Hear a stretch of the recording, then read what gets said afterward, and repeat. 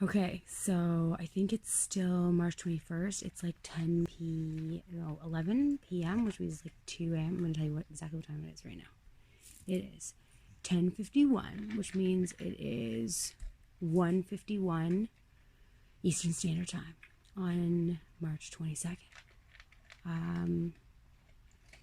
So here's the next thing I'm thinking is that the only way for people to ever feel safe again is to know that if this can live in your body for 36 days, then everybody on the planet should be able to self-isolate for 36 days. And I find it very interesting that it just happens to be, I think, Lent right now, because I know Easter's coming up. So the deprivation of, in almost every other religion, in almost every religion in the world, they have a time of fasting, except for the atheists, the agnostics, and the spiritual people. So I find that very fascinating right now. But anyways, my point is that it's a luxury to be able to self-isolate. If you're worried about where you're going to get your next meal, you can't self-isolate. And that's going to be our problem. So, this can all pass over us here, but then it's going to go to Africa and South America, and they don't have the infrastructure to take care of their people. And so I think that collectively we need to take responsibility for that.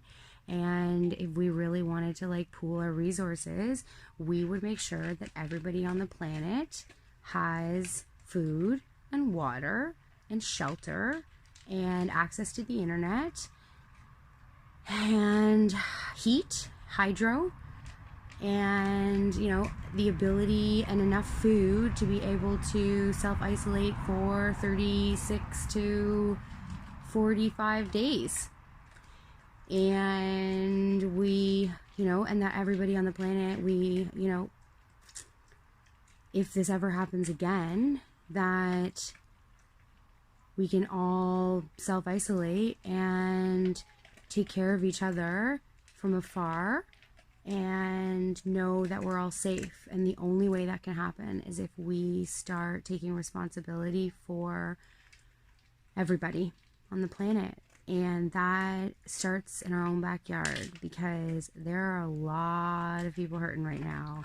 And if you, we go to the food bank, and we usually go Tuesdays and Thursdays and get produce every week whenever I can. It's usually once every 2 weeks or twice every 2 weeks. And that's not happening anymore. And so my hope is that if we can actually find it in ourselves to see the light in all of this, then maybe all the food that's not going to the restaurants and stuff can go to the homeless. We actually went to the church on Wallace. I smile because Braveheart, the fight for the Highlands, was in Stirling. And when we named Stirling, we debated whether or not we should put an ER or IR because of that connotation, because IR is the city where the Scots fought for their land, their freedom. And anyway, so there's a church on Wallace, and I can't remember the name of the church, but they have this market, this living market every Thursday night, and it's fresh produce. And this week it was incredible because Cisco donated all the excess food, and it was amazing.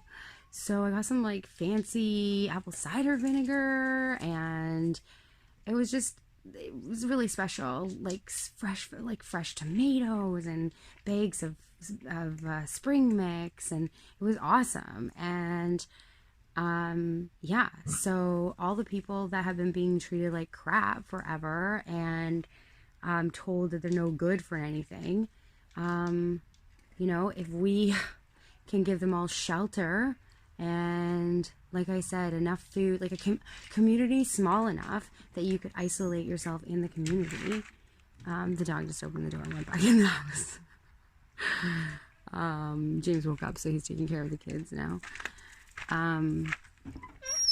So yeah, and that also means our Indigenous communities, because they've been treated the poorest out of everybody in our country, and all they've been asking is for us to take care of the earth. And instead of doing that, we have taken their lands and